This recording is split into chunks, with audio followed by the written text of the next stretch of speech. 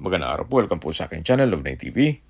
Nandito po tayo ngayon sa Tagaytay kung saan meron po tayong bagong video presentation, isang residential property na 240 square meters. Ito po ay corner lot, titulado, buhay po ang may-ari, kaya wala po kayong maging problema sa documentation o sa transfer ng title.